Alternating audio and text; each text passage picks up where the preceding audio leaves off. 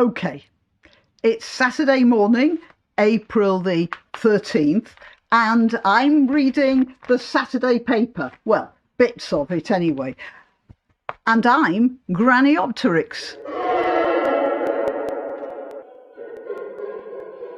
Now, I do this because there are odd things that turn up in the paper newspaper that you don't see when you're just browsing through the paper online. It just happens like that. I found a rather funny thing last week, some of you may remember. But I'm using the Telegraph because I get the Telegraph on Saturdays, mostly, I have to admit, for the crossword, because it's a nice, easy Saturday crossword.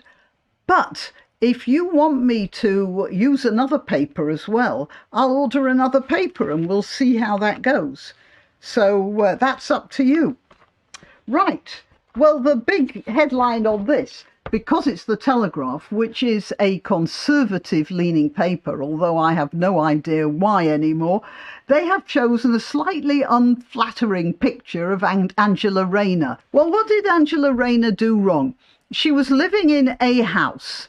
And she got married, and then her husband had a house, and she had two children, and she said she was living in house A when it appears, I don't know for sure, that she must have been living in house B, her husband's place. However, when she sold house A, she said that was her main residence, which meant she didn't pay capital gains tax on it. At least, I think that's how it went. So then it started to come up that she wasn't actually living there at all.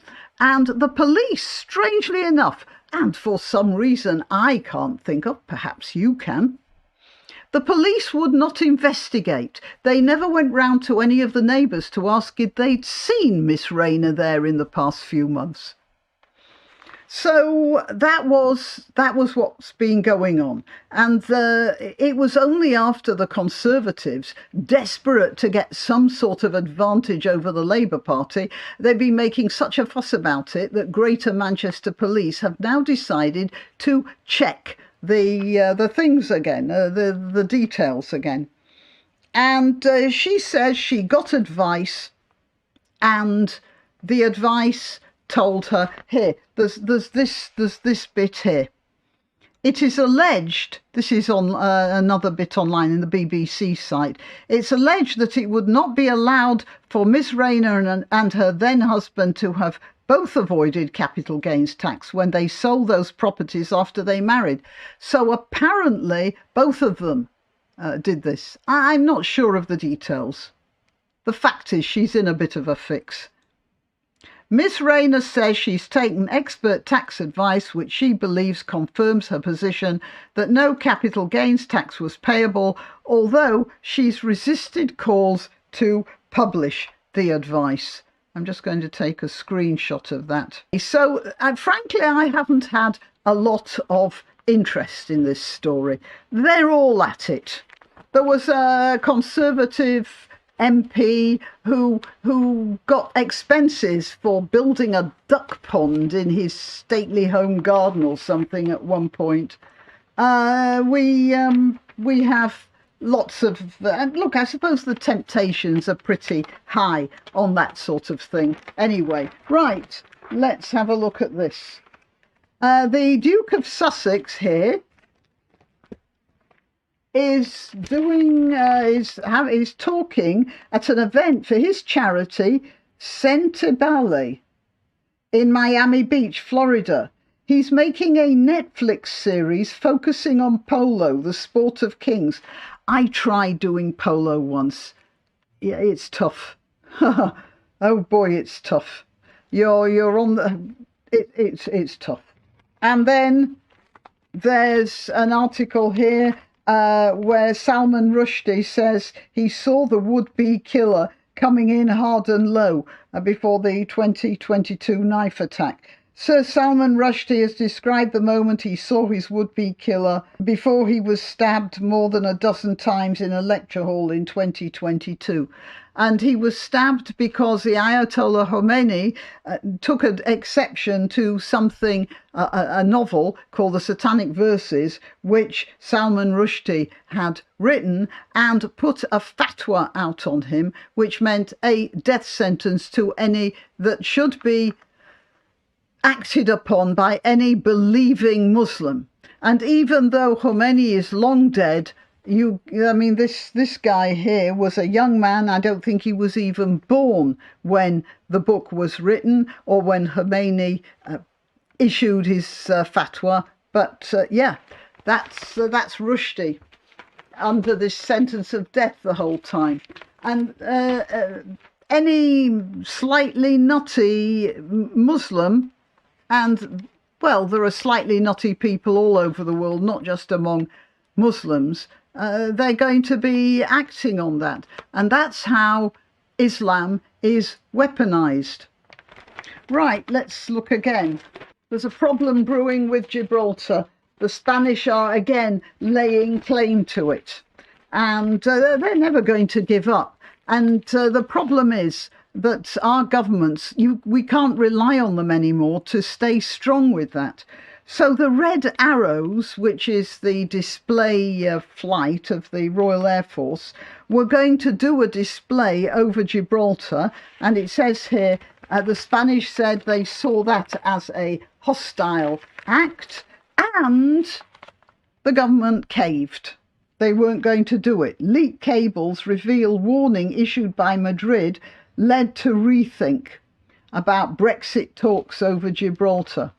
I can't imagine the Labour government not giving way on this. It was during the Second World War, because Britain had Gibraltar and not Spain, which was friendly to Germany, ships were able to get into the Mediterranean. Now, here's a sign of the times. Cleaning staff at a shopping centre in Kent are wearing stab-proof vests after a rise in violence against shop staff. I wonder where the violence is coming from suddenly. I have to tell you that Kent is near, well, the south coast of England. Kent is on the south coast of England. And Ashford is near many of the ports and landing places on the south coast of England. But they're not saying who is doing this violence. Security guards have been wearing protective clothing at the centre since last summer, but it has now been rolled out to other staff. The move comes amid a 50% rise in violent incidents against staff across the UK last year, according to figures from the British Retail Consortium. And then there's a quote here: protective equipment of this nature is becoming standard issue in the shopping centre industry. The increased protection also follows an incident in 2020 when a masked gang rampaged through the centre, brandishing knives and a machete. I am somewhat puzzled about this, I have to say, because shopping centre raids were never really a feature of British criminal behaviour. Not apparently until recently. There's a fuss about stamps. Apparently there's been a flood of forged stamps, the responsibility for which has been laid at the feet of China. I wouldn't be surprised if it was China, but it could just as easily be several other countries that wish to disrupt British life, such as it remains. And then there's this problem. Genuine stamps are wrongly flagged as fake.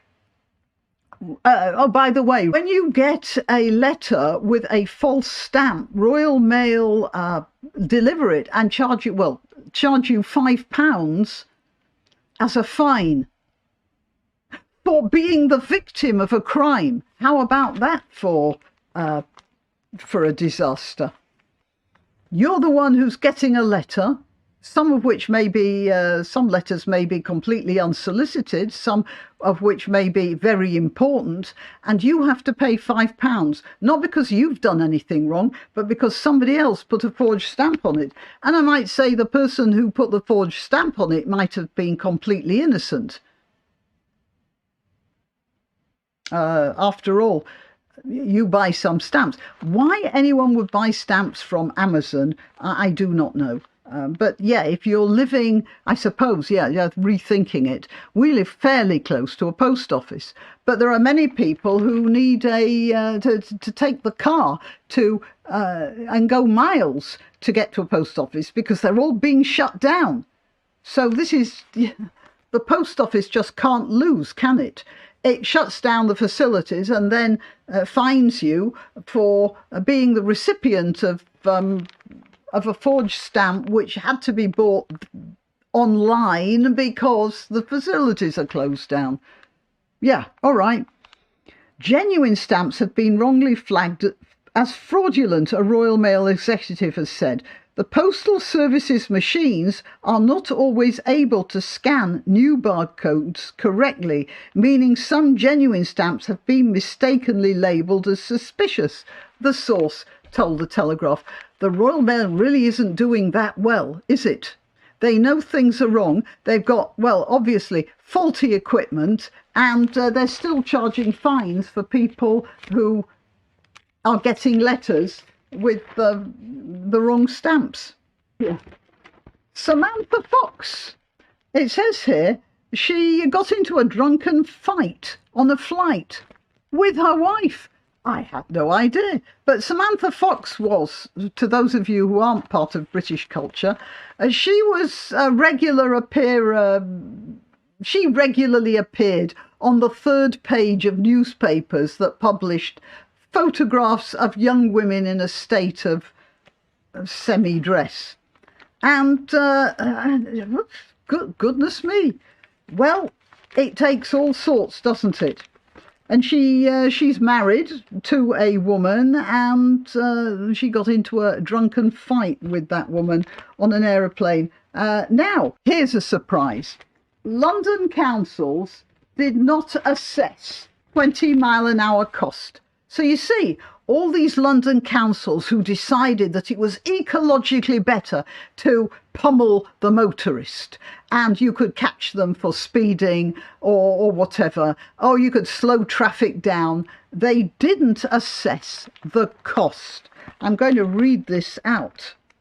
London councils did not consider the economic cost. 11 boroughs in the capital have a blanket 20-mile-an-hour speed limit, which is ridiculous.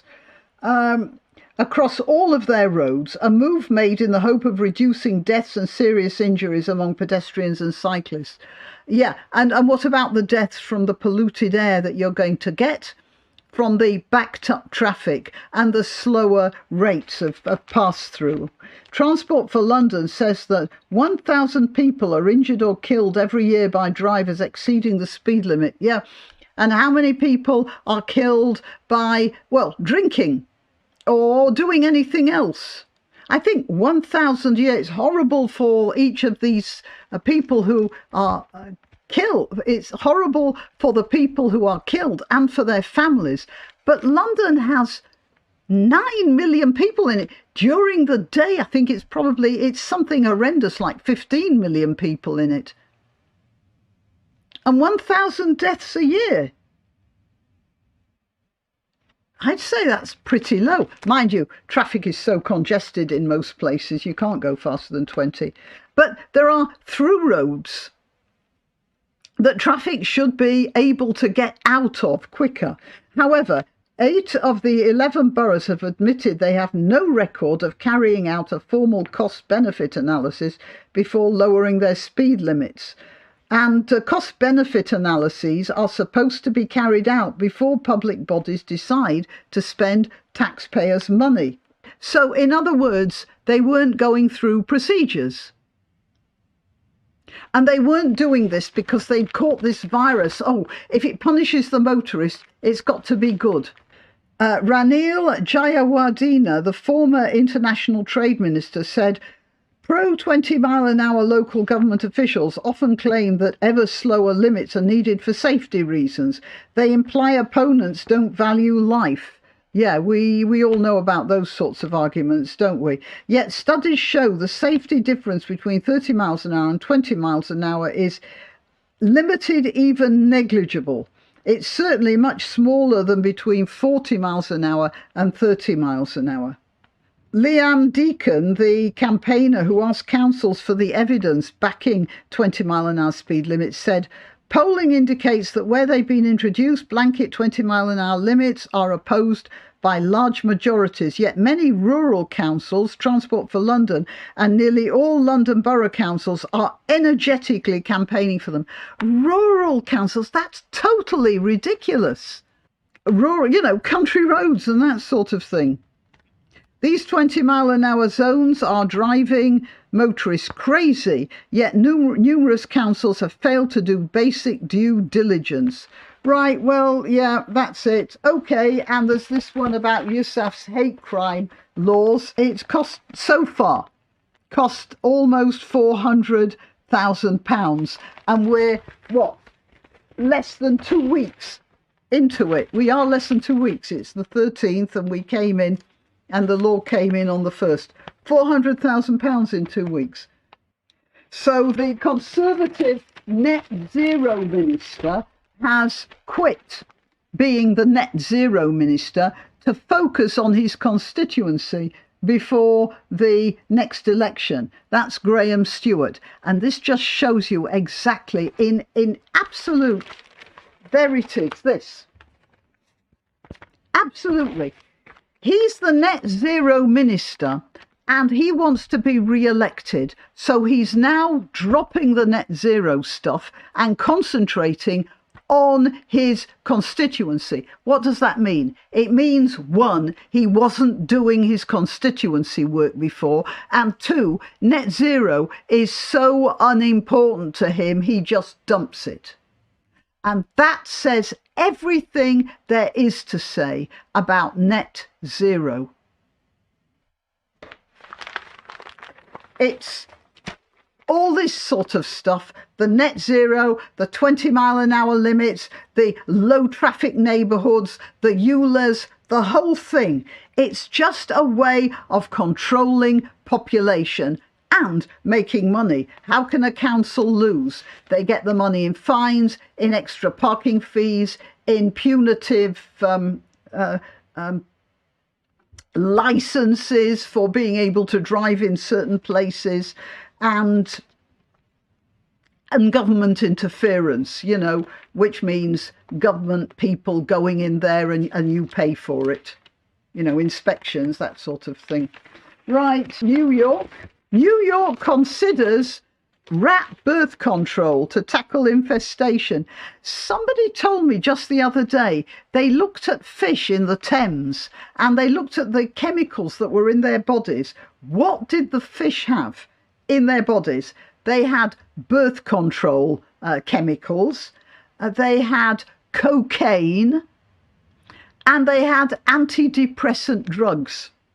All of this stuff going down our toilets, and they're now in the fish in the Thames. So I don't know, if you ate one of those fish and it was full of cocaine and antidepressants, well, at least if you go out on the town and go completely mad, you'll be protected against an unwanted pregnancy. Anyway, New York is going all out with the rat birth control. Salty pellets that sterilise male and female rats could soon be administered by the city's health department under new proposals. Well, there you are. Of course, what the rats think about it, I don't suppose anyone really cares. Or what happens when the dead rats full of these chemicals start disintegrating into various parts of the ecosystem, I also don't know. Or when animals, oh no, it's a sterilisation drug, so even if they're eaten by stray dogs, it's not probably do the stray dogs some good. So US moves forces to protect Israel from Iran, and Iran is becoming more belligerent because of Biden's weakness. When Biden went for Netanyahu, I have no brief for Netanyahu, but when Biden went for Israel over their conduct of Gaza, Iran saw a loophole there, saw a weakness, thought there was a gap that could be exploited. And now America is having to show tough to convince Iran that there isn't that weakness there after all. The problem, peace through strength. And America's not showing strength, so peace is not happening. So here's a nice photo of a great white shark going for a photographer. That's quite a spectacular picture, isn't it? Wow. Well, the fact that we've still got the photograph means the shark didn't catch him. Look at those teeth. There's two rows, and the outer row sort of spikes outward and the inner row spikes inward. So once those teeth have clamped on you, you don't have a hope. Oh, Disney to ban queue jumpers pretending to be disabled. Some people are complete shits, aren't they? Right, well, let's see what else we've got here. Oh, yeah, here. Yeah, I said Royal Mail are not doing too well in my books. And here there's an article by Camilla Tominey saying Royal Mail is a symbol of British failure, where the inept are rewarded and the innocent pay. Yeah, I didn't read this before, but yeah, that's what I was saying. So I'm with Camilla Tominey on that. It is. They apparently more stuff is coming out about the postmaster disaster. Just a quick rundown if you didn't know. Postmasters were given a new computer program called Horizon. Turned out Horizon was stealing money or shifting money. The postmasters were arrested for stealing money, and they've spent the last 20 years fighting to prove their innocence. And it turns out that a lot of people in the top echelons of the Royal Mail knew that there was something wrong with Horizon, but they didn't want to rock the boat. They didn't want to stand up. It's the same as this trans things. Once everybody's got themselves comfortably ensconced, there are a few people who know what's wrong. Just keep quiet. Now, last, you see the back page always has the ridiculous stuff in it. This is about the RSPCA. They've put out an advert about respecting animals. And the last bit of the respect shows somebody picking up a snail off the road and putting it back in the field or on a leaf or something. Anyone here who's a gardener who knows about snails? I mean, that shows the complete nuttery of it. Now, I have to admit, I used to be a vegetarian. Because of my various allergies, I had to stop that. I do eat chicken and fish, but I won't eat the bigger animals. And that's mostly because, not because I don't think we shouldn't eat them, but because I don't like the way they're killed. I will, for instance, eat venison, because you go out, you can't take a deer to a slaughterhouse.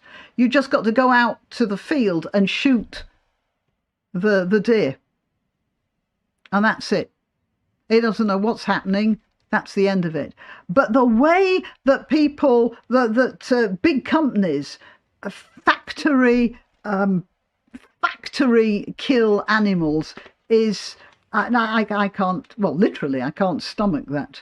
But I do have to eat. I do have to eat some meat and fish, because I can't eat most of the stuff that a vegetarian is supposed to eat to get the right food. You would not believe the broad spectrum of allergies that I have, and I'm not going to bore you with them.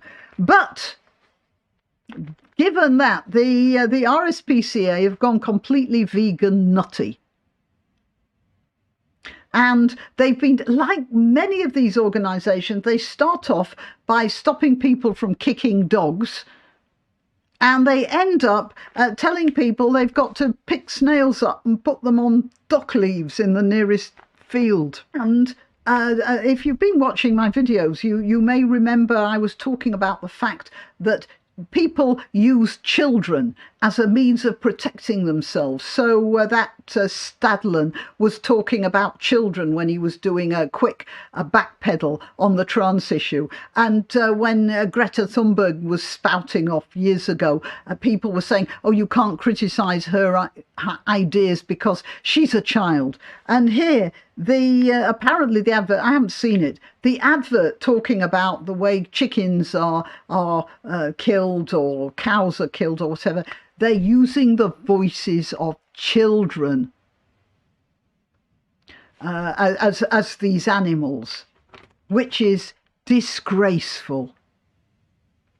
And I'm partly on their side, but disgraceful. The RSPCA, I lost sympathy with them quite a while ago for their attitudes, which are ideological rather than real kindness, virtue signalling rather than kind. All right, well, I'll finish with the paper now. Oh, it's interesting. The Telegraph, they do this article on the RSPCA, and then they're business people after all. Just down here, they have an advert for a hedgehog house. So if you want a place, if you want to be kind to your hedgehogs, you can put this thing in your garden, and the hedgehogs can go there. Right. Only £30. You know, even I could knock one together out of a bit of plywood. All right, that's it. Saturday papers for Saturday, or the Saturday paper for Saturday, April the 13th. Till next time. Why not treat yourself or a favoured relative or friend to these magnificent examples of merch? The mugs and t-shirts come in the Graniopteryx design or Grambo with a firearm or the more deadly knitting needles. Go to www.graniopteryx.com and whatever platform you're watching this on, please click like, subscribe and share.